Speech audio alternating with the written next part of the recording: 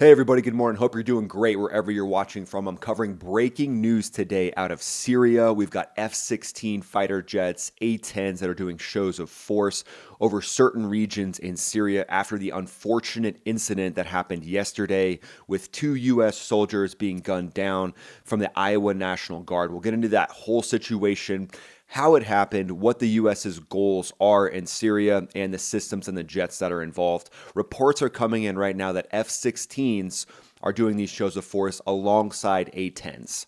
So when it comes to air power, F-16s teamed up with A-10s. It's kind of a deadly combination. We're going to talk about why those aircraft are in Syria and operating and where likely they're operating from and what missions they're likely doing in Syria right now.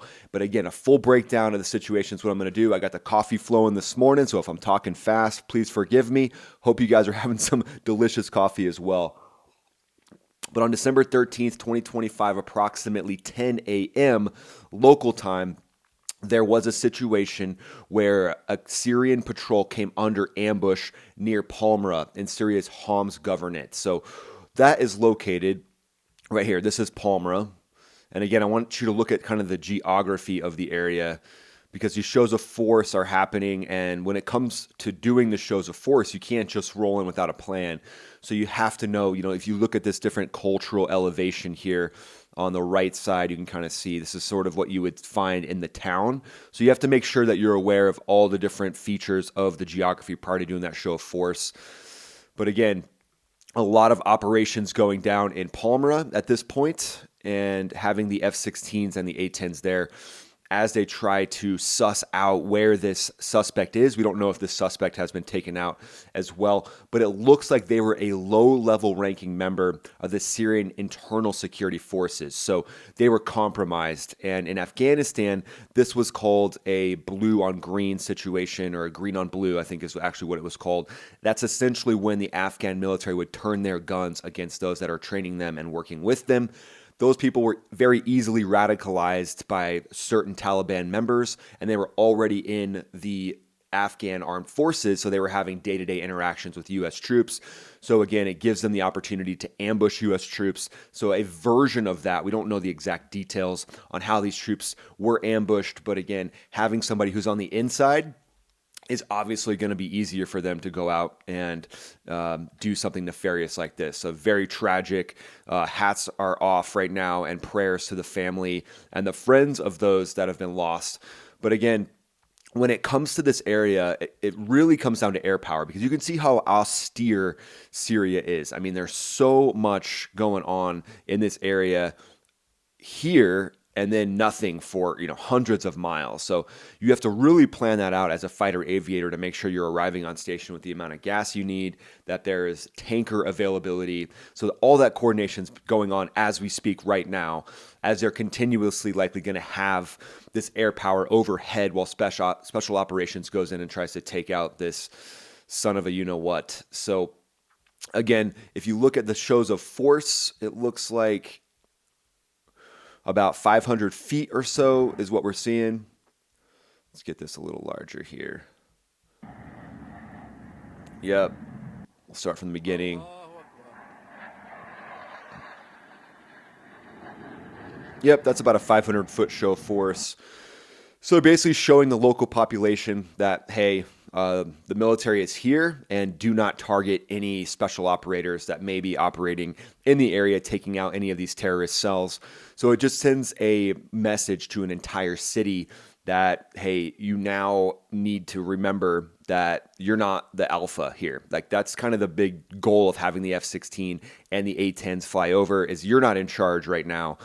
And this is a partner operation. So obviously the U.S. military is there, taking care of business, but they're partnering with the Syrian military, the new regime that has taken over from Bashar al-Assad, who was ousted, left kind of in a very strange way. I feel like he made a deal with Putin, and Putin was like, yeah, you just need to go ahead and leave, because Assad does now live in Moscow. So they left. This other regime steps in, and it seems like the administration in the U.S. is doing everything they can to make it a legitimate regime and prop them up to where they can actually have real control and power over their country.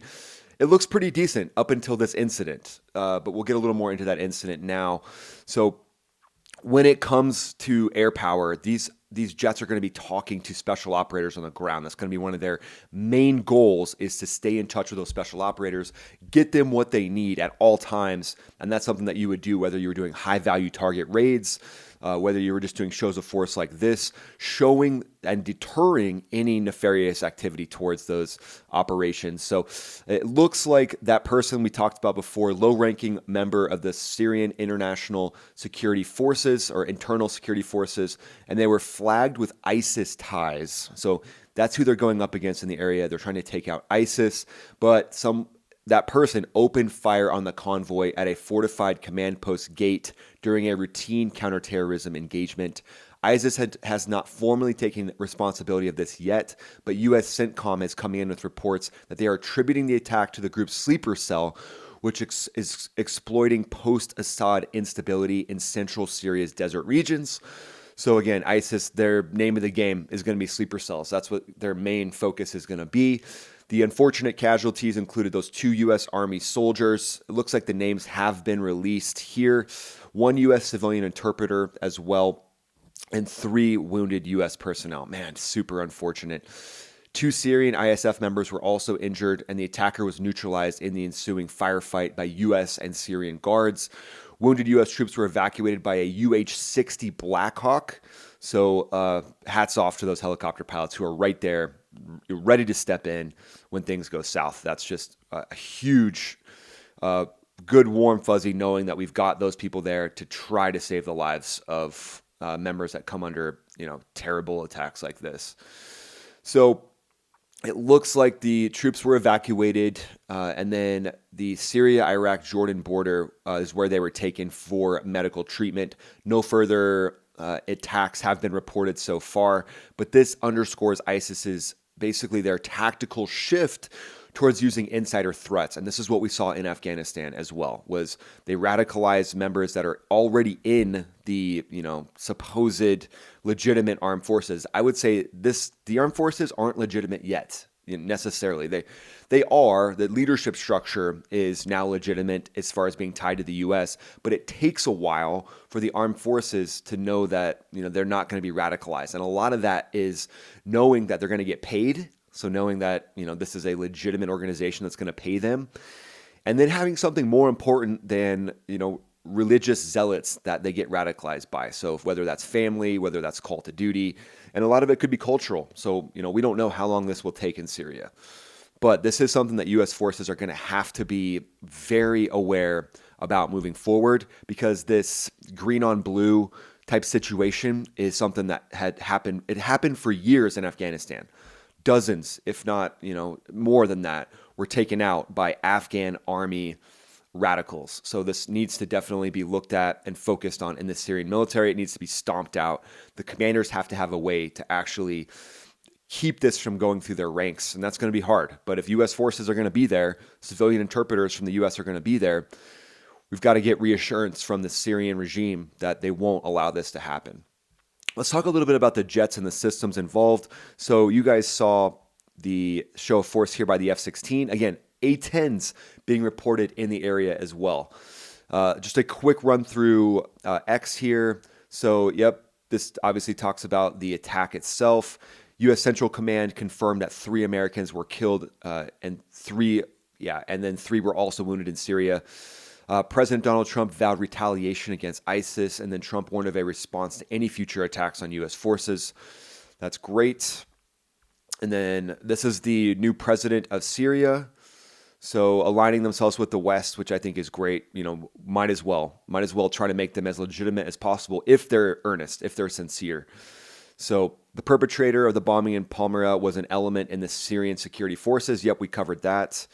And then it looks like just some message here from the Grok system. U.S. forces with SDF partners, Syrian Defense Force partners, destroyed over 15 ISIS weapons caches in southern Syria, November 24th through 27th of 2025. That's per CENTCOM. They eliminated mortars, rockets, and IEDs to curb ISIS resurgence. Ongoing ISIS threats do persist, obviously, with recent attacks on SDF reports and claims of resource theft lack validity.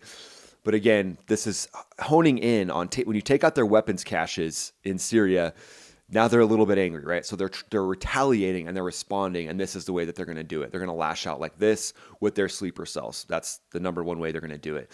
So where are these A-10s and F-16s coming from? So quick map of some of the military facilities in the U.S. So Turkey is said to have F-16s, so that could be an option. Also, different areas around the Middle East are going to have exercises happening pretty much all the time. Qatar, UAE.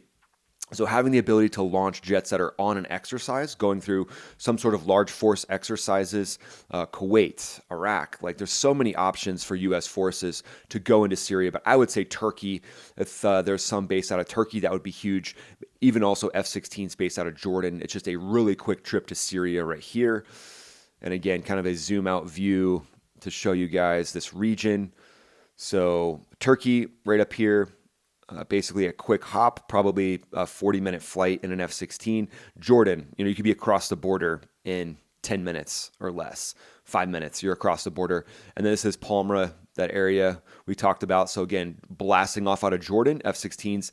And the thing is with A-10s, because if you want to get A-10s on station, if you want to get these things on station, the reports have been coming in saying that they are taking on ISIS in this region. So if you want to get these things on station, you got to be close. And that means being in Jordan likely for these things. So again, not a fast response aircraft. So if you want these to be able to be alerted and go in and support special operators, then you have to be able to get them airborne as fast as possible and get them to the scene of the troops in contact situation, which again is in Syria. So get them across the border. So that means I would say, something central Jordan would be ideal for the A-10s to be based to get there. And the A-10 is the perfect jet for this region. This thing shouldn't be retired.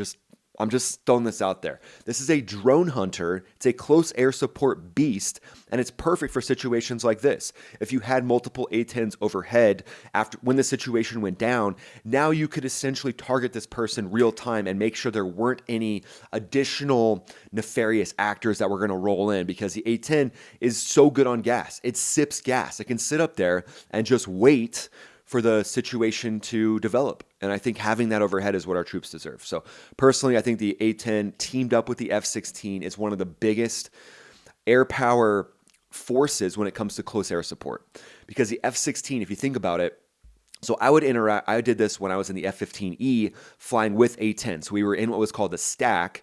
And then we were up high, so we could drop JDAMs, we could roll in for a strafe, and then the A-10s are down low. They're in the thick of it, literally looking with their eyeballs at individual groups of people. For me, I could do that for a split second in a fast mover like the F-16 or the F-15E, but we were more of the eyes in the sky at 50,000 feet, or probably anywhere from 30 to 50,000 feet, where you can use your targeting pod to hone in, and then you could tell the A-10s about what you're seeing. You can tell the A-10s, if you're seeing a group of people massing or something like that, and then the A-10s roll in with that massive 30 millimeter gun and they take care of business. So having these different patrols going on in Syria, these convoys that are going through Palmyra, these tight areas, you can just see in this image here on the right, the roads are small. There's tons of places for insurgents to hide. This is a tough problem. So if the U.S. is going to invest in Syria like this, then it's worth investing in keeping the A-10 there. Keep the A-10 in Jordan. Keep it in Turkey, wherever, keep it somewhere very close by. And then again, when the Iran scenario kicks off again, now you have a drone killing fleet right there, ready to slay any drones that are launching from Iran. So very exciting that the A-10 is on station now for these troops. I think we got to have as many air assets on station as we possibly can. And having this A-10 there now after this incident going down, I think is super important. F-16s as well, because you got to be able to drop JDAMs quickly. But this is what the A-10 brings to the fight, guys. I mean, this is just insane. So let's see if it'll pull up. We got to see this image. I mean, just an insane image. Okay, that one's not going to pull up. We're going to have to watch it here. We're going to look at it here. Okay, look at this system. All the different small diameter bombs is what it looks like this thing is carrying. So the ability for the A-10 to roll in, drop 15 small diameter bombs. It's got the new ability to carry those. It's got the ability to carry the laser-guided rocket pods for anti-drone ops. just a massive, capable jet that needs to be there. So that's one of the big things I wanted to drive home. We got to keep the A-10 in the fight, and it's teamed up with the F-16, which is great. So it looks like the U.S. is maintaining about 900 troops in Syria right now. They're primarily in the eastern part of it, but they're obviously in Palmyra as well. And then they are focusing on partnering with the SDF. And it looks like the SDF is a formidable force. I mean, we haven't heard about a lot of these attacks going down. So now we have to focus on the close cooperation to go up against ISIS and ISIL, because these groups are intertwined with the civilian population and they're radicalizable. They're basically being radicalized. Who knows? Online, in person, lots of different options for radicalization to take place. And then special coordination is going down with special forces and air assets. So I think it's great that the U.S. is focusing on developing these new Syrian special forces, as long as we are being very diligent about this blue on green, green on blue situation where they can take out U.S. forces because they're in proximity. They're right in proximity. They know what U.S. forces are doing. They know where they sleep. We have to be very cautious about the radicalization of that. But it looks like Special Operations Forces, primarily from the 5th Special Forces Group, and also Marine radars from MARSOC are being embedded. There's also joint terminal air controllers that are working with the partners in Syria. They're doing real-time air-ground integration, which is huge. That's why we see those F-16s and the A-10s on station right now. And again, all these different units need to have JTACs involved. They got to have those eyes in the sky. F-16s, A-10s doing shows of force and also delivering 9 lines to those jets. 9 lines are the attack parameters that will be used for the attack. So coordinating with them.